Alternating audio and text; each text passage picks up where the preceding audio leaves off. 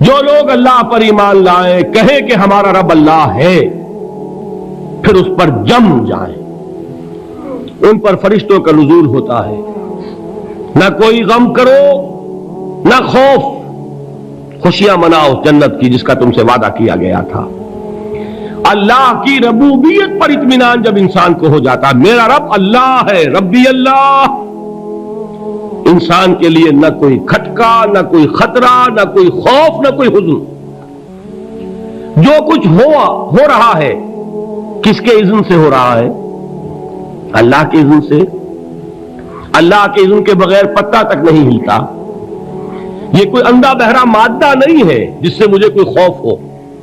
اندھا بھینسا چلا آ رہا ہو اس سے تو ڈرنے کا ہر انسان کو ڈرنا چاہیے، نہ معلوم کس کو ٹکر مار دے، لیکن نہیں، اس کائنات کو چلانے والا ایک سمیع و بصیر خدا ہے، وہ جو میرا دوست ہے، میرا ولی ہے۔ اللہ ولی الذین آمنوا یخرجہم من الظلمات الی النور۔ اللہ اہل ایمان کا ولی ہے، ساتھی ہے، پشت پناہ ہے، مددگار ہے، حمایتی ہے۔ بتائیے جسے یقین ہو جائے کہ اللہ میرا مددگار، اللہ میرا محافظ، اللہ میرا پشت پناہ، اللہ میرا حمایتی، اس کے لیے کوئی خوف ہوگا؟ اس سے کوئی ڈر ہوگا؟ میں مثال دیا کرتا ہوں ایک بہت سادہ، پنجاب کے دیہات کی۔ وہ بڑا چودھری ہے اور کوئی غریب کسان ہے۔ اس غریب کسان کے جانوروں کو ہر وقت اندیشہ ہوگا چوری کا، کوئی میری بھینس کھول کر نہ لے جائے، کوئی میرا بیل کھول کر نہ لے جائے۔ لیکن جس کے بارے میں یہ سب کو معلوم ہو کہ وہ جو بڑا چودھری ہے وہ اس کا دوست ہے، اس کی بچیا کو کوئی خوف ہوگا؟ اس کی بھینس پر کوئی ہاتھ ڈالے گا؟ اسے کوئی اندیشہ ہوگا؟ نہیں۔ کیوں؟ کہ وہ بڑا چودھری، بڑا اس کا یہاں کا سردار، جاگیردار، سب کو معلوم ہے وہ میرا دوست ہے، کوئی میرے خلاف اقدام نہیں کر سکتا۔ اس دنیا میں یہ چھوٹی سی بات اگر آپ کے دلی اطمینان اور سکون کا باعث بن سکتی ہے تو ذرا تصور کیجئے۔ میں لفظ تصور استعمال کروں گا صرف اس لیے کہ اس کا ہم جس کو کہتے ہیں ادراک اور شعور کر نہیں سکتے، اگر کے ساتھ کر سکتے۔ اگر یقین ہو کہ اللہ میرا مددگار اور یقین ہو کہ اللہ ہر آن میرے ساتھ ہے، پھر کوئی خوف، کس کا خوف؟ کوئی شے اللہ سے بالا تر ہے؟ کوئی قوت اس سے زیادہ طاقتور ہے؟ کوئی اس کے ارادے کو بدلنے والا ہے؟ کوئی اس کی مشیت کے آڑے آنے والا ہے؟ یہی بات ہے جو حضور نے فرمائی۔ یہ ایمان کا حاصل ہے لب لباب، کہ دیکھو اچھی طرح اس بات کو ذہن نشین کر لو، اگر تمام انسان مل کر تمہیں کوئی نقصان پہنچانا چاہے نہیں پہنچا سکتے، مگر جو کچھ اللہ نے لکھ دیا ہو، اور تمام انسان مل کر تمہیں کوئی نفع پہنچانا چاہیں نہیں پہنچا سکتے، مگر وہ شے جو اللہ نے طے کر دی ہو۔ آپ پھر میں کہوں گا ذرا طاری کیجئے، اسے فرض کیجئے، اسے سوچئے، اگر اس حدیث پر ہمارا دل ٹھکا ہوا ہو تو کسی سے ڈر ہوگا؟ یہ مجھے نقصان نہ پہنچا دے، یہ میری رپورٹ خراب نہ کر دے، یہ میری انکریمنٹ نہ رکوا دے، یہ میرا یہ نہ بگاڑ دے، یہ میرے یہ نقصان نہ پہنچا دے۔ اس کا ڈر، اس کا ڈر، اس کا خوف، اس کی خوشامد، اس کے لیے جا کر طرح طرح سے اپنی عزت نفس کو ذلیل کروانا اس کے سامنے، یہ سب کچھ کیوں کرتا ہے انسان؟ جب سمجھتا ہے کہ اس کے ہاتھ میں میرا کوئی نفع ہے، اس کے ہاتھ میں میرے لیے کوئی ضرر ہے، یہ مجھے کوئی گزن پہنچا سکتا ہے، یہ مجھے کوئی نقصان پہنچا سکتا ہے، یہ میرا کوئی کام بنا سکتا ہے، یہ میری کوئی ضرورت پوری کر سکتا ہے، اسی کا نام شرک ہے۔ جہاں آپ نے یہ سمجھا کہ غیر اللہ کے اندر کوئی طاقت موجود ہے، وہی شرک ہے۔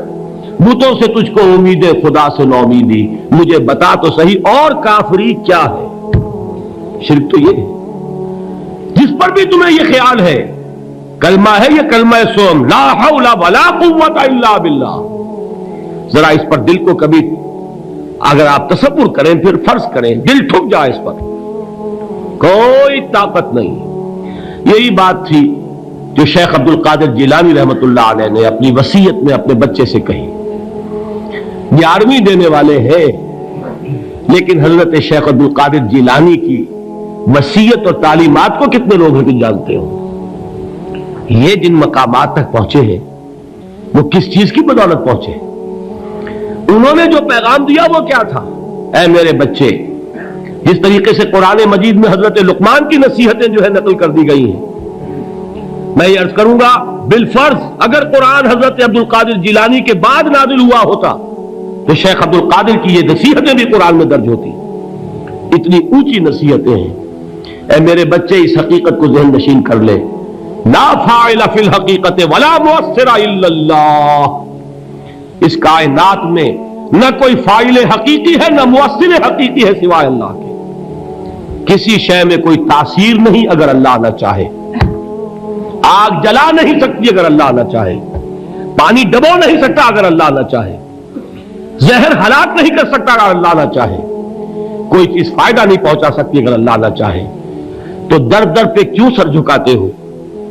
در در پر کیوں جبیں سائی کرتے ہو؟ سب کے سامنے کیوں ہاتھ پھیلاتے ہو؟ ایک اللہ سے مانگو.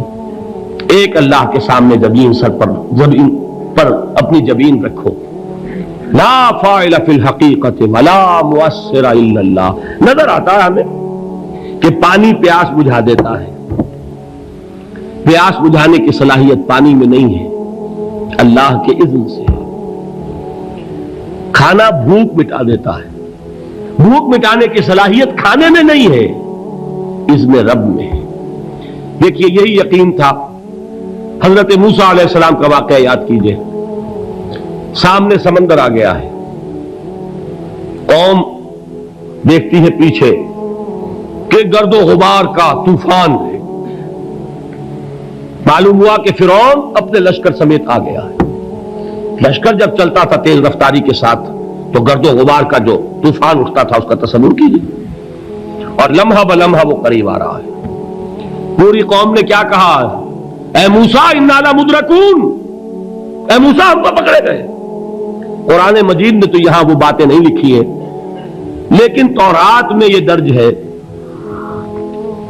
کہ بنی اسرائیل جھگڑنے لگے، دست و گریبان ہو گئے موسیٰ کے ساتھ. موسیٰ ہمیں یہاں مروایا لا کر، اس سے تو ہم ہی بہتر تھے. وہاں کھانے کو ملتا تھا، زندگی تو تھی، بیگار ہم کر رہے تھے، موت تو نہیں تھی. اب جو کچھ ہوگا اس کا تصور کرو، جس طریقے سے ہمارے ٹکڑے اڑائے جائیں گے. تو لڑ رہے ہیں حضرت موسیٰ علیہ السلام سے. یہ تورات کی تفصیل ہے. قرآن میں صرف اتنا آیا ہے، پریشان ہو کر انہوں نے کہا انا لمدرکون. موسیٰ ہم تو پکڑے گئے. اس وقت موسیٰ کا جواب کیا ہے؟ کلا ان معی ربی سیہدین. نہیں، میرے ساتھ میرا رب ہے، وہ راستہ دے گا. بتائیے کہاں راستہ نظر آ رہا ہے؟ یہ ہے ایمان بالغیب. راستہ نظر نہ آئے تب اللہ پر یقین ایمان ہے. جیب میں پیسے ہوں اور تب دل کو اطمینان ہے تو ایمان کس پر ہوا؟ پیسے پر، اللہ پر نہیں. جب وسائل و ذرائع نہ ہو اور پھر یقین ہو کہ اللہ مسبب الاسباب ہے، وہ اسباب کا پابند نہیں ہے، وہ اسباب کا محتاج نہیں ہے، اسباب اس کے محتاج ہے. اگر یہ یقین ہے تو اللہ پر ایمان ہے. یہ نہیں ہے تو تمہارا ایمان اسباب پر ہے، وسائل پر ہے، ذرائع پر ہے، مادیات پر ہے، اللہ پر نہیں. اس وقت کہاں راستہ تھا؟ کوئی راستہ تھا؟ سمندر ہے اور ادھر سے لشکر آ گیا ہے. کلا ان معی ربی سیہدین. اب دیکھیے ایمان کہہ دینا آسان ہے، ہوا معکم اینما کنتم. جہاں کہیں بھی تم ہوتے ہو اللہ تمہارے ساتھ ہوتا ہے. لیکن اس کا یقین قائم ہو جائے تو زمین و آسمان کا فرق واقع ہو جائے. یہی بات ہوئی حضور کے ساتھ. غار ہے، چھپے ہوئے ہیں محمد رسول اللہ اور آپ کے وہ یار غار ابو بکر صدیق رضی اللہ تعالی عنہ.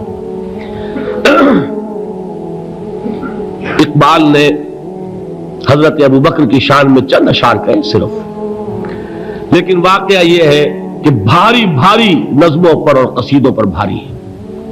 طویل ترین نظمیں اور قصیدے ہوں ان پر بھاری ہے. ہمت ابو بکر کی ہمت جو ہے کشت ملت را چو ابر، جیسے بارش سے کھیتی اپجتی ہے، ابو بکر کی ہمت اور عزیمت اس امت کو اسی طرح سینچنے والی ہے۔ ثانیے اسلام و غار و بدر و قبر، وہ دوسرے تھے اسلام میں، دوسرے پہلے کون تھے؟ انا اول المومنین، حضور فرماتے سب سے پہلا ایمان لانے والا میں، دوسرے ابو بکر۔ ویسے ہمارے ہاں یہ چلتا ہے اختلاف، حضرت علی پہلے ہے کہ حضرت ابو بکر پہلے ہے، لیکن اس میں بڑی خوبصورت تطبیق قائم کی ہے علماء نے، اور بہت صحیح ہے۔ چار کے بارے میں فیصلہ ہی مت کرو کہ کون پہلے ہے، ان کی ایک عجیب تقسیم کر دی ہے۔ آزاد مردوں میں، بالغ مردوں میں سب سے پہلے ابو بکر، بچوں میں سب سے پہلے علی، خواتین میں سب سے پہلے خدیجہ، اور غلاموں میں سب سے پہلے زید بن حارثہ۔ بڑی پیاری تقسیم ہے، یہ چاروں ہی پہلے ہیں، ہر ایک کے لیے اولیت ہے۔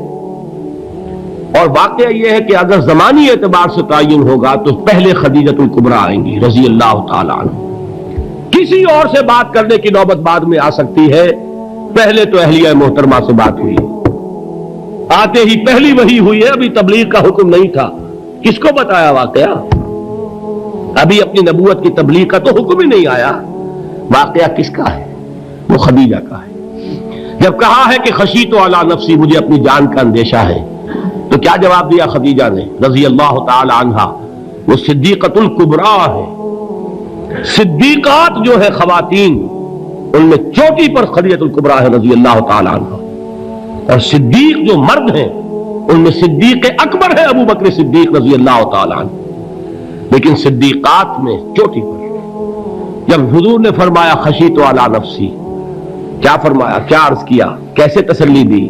نہیں نہیں، اللہ آپ کو ضائع نہیں کرے گا، آپ غریبوں کے ہمدرد ہیں، آپ مساکین کے تکالیف رفع کرنے والے ہیں، آپ بیواؤں کی سرپرستی کرتے ہیں، آپ مسافروں کی خدمت کرتے ہیں، اللہ آپ کو ضائع نہیں کرے گا۔ یہ یقین ہے اس خاتون کے اندر۔ خیر وہ ایک علیحدہ بات ہو جائے گی۔ میرے دل پر حضرت خدیجہ رضی اللہ تعالی عنہ کی شخصیت کا بڑا گہرا نقش ہے، جو وہ کوئی اور ہی وقت اور موقع ہوا تو بیان ہوگا۔ بہرحال اقبال نے ایک مصرے میں جو چار اولیتیں جمع کر دی ہیں، ہمت او کشت امت را چو ابر، ثانی اسلام و غار و بدر و قبر۔ اسلام میں حضور کے بعد پہلے کون؟ ابو بکر۔ غار میں حضور کے ساتھ کون؟ ابو بکر۔ بدر کی رات اللہ کا رسول سر بسجود، وہ گھاس پھوس کی جو جھوپڑی بنائی گئی تھی، اور وہاں تلوار ننگی لے کر پہرا دینے والا کون؟ ابو بکر۔ اور اس حجرہ عائشہ میں محمد کے بعد سب سے پہلے دفن ہونے والا کون؟ ابو بکر رضی اللہ تعالی عنہ صلی اللہ علیہ وسلم۔ وہ جو معاملہ میں سنا رہا تھا غار ثور کا، حضرت ابو بکر بھی حضور کے خیال سے لرز گئے ہیں۔ آپ کو یاد ہوگا کہ جا کر پہلے تمام جتنے سوراخ تھے انہیں بند کیا ہے، ایک سوراخ رہ گیا تھا جس کو بند کرنے کے لیے کوئی کپڑا نہیں تھا، وہاں اپنی ایڑی رکھی ہے، تب کہا ہے حضور سے تشریف لائیے، اور اپنے زانو پر حضور کو لٹایا ہے، اور وہاں کسی موذی جانور نے کاٹا ہے، حضور کی آنکھ لگ گئی تھی، اس وقت اس بل کے اندر جو بھی بچھو ہے کیا ہے واللہ عالم، اس نے کاٹا ہے، اس کی تکلیف کی وجہ سے ابو بکر کی آنکھوں سے آنسو ٹپک گئے، حضور کے چہرے مبارک پر پڑے ہیں کہ حضور جاگے ہیں، معاملہ کیا ہے؟ ایڑی نہیں ہٹائی وہاں سے، مبادا وہ جانور وہاں سے نکل کر محمد الرسول اللہ کو کوئی گزن پہنچا دے، ابو بکر کی ایڑی ہے، جس طرح چاہے کھا لے، ختم کر دے، جان نکل جائے تب کوئی آنچ آئے، محمد پر تو آئے، لیکن جیتے جی نہیں۔ وہ ہے ابو بکر۔ حضور کے خیال سے اس وقت حضور نے پھر اپنا لعاب دہن لگایا ہے، اور اس سے پھر آپ کی تکلیف ختم ہوئی۔ جیسے خیبر میں حضرت علی کی آنکھ دکھ رہی تھی، اس کو جو شفا حاصل ہوئی وہ بھی حضور کے لعاب دہن سے ہوئی۔ تو بہرحال اس وقت انہوں نے کہا ہے کہ اے نبی یا رسول اللہ، اگر اس وقت ان میں سے کسی نے غیر ارادی طور پر بھی اپنے قدموں کی طرف جھانک لیا تو پکڑے جائیں گے۔ کیا جواب تھا اللہ کے رسول کا؟ لا تحزن ان اللہ معنا، اللہ ہمارے ساتھ ہے، کیوں گھبراتے ہو ابو بکر؟ یہ ہے ایمان باللہ، میرا مالک اللہ، میرا رازق اللہ، میرا محافظ اللہ، میرا مددگار اللہ، میرا پشت پناہ اللہ، میرا دوست اللہ۔ یہ دوستی ہے اللہ کی جو لب لباب ہے، حاصل ہے ایمان کا، اسی کا نام ولایت ہے۔ اولیاء اللہ کے سروں پر سینگ نہیں ہوتے، جس کے دل میں ایمان راسخ ہو چکا ہو وہی اللہ کا ولی ہے، جسے اللہ پر یقین ہو چکا ہے وہی اللہ کا ولی ہے، جسے یقین ہے اللہ میرے ساتھ ہے، میرا مددگار، میرا پشت پناہ، میرا ساتھی، میرا دوست، میرا محبوب، میرا محب۔ اللہ اہل ایمان سے محبت کرتا ہے۔ واللہ یحب الصادقین، ان اللہ یحب الذین یقاتلون فی سبیلہ صفا کانہم بنیان مرصوص۔ اللہ محبت کرنے والا، اہل ایمان محبوب، اور اہل ایمان محبت کرنے والے اللہ محبوب۔ والذین آمنوا اشد حبا للہ۔ آپ تصور کیجئے جسے یہ رشتہ ایمان یا رشتہ ولایت حاصل ہو جائے، الا ان اولیاء اللہ لا خوف علیہم ولا هم یحزنون، آگاہ ہو جاؤ، اللہ کے دوستوں کے لیے نہ کوئی خوف ہے نہ کوئی حزن ہے۔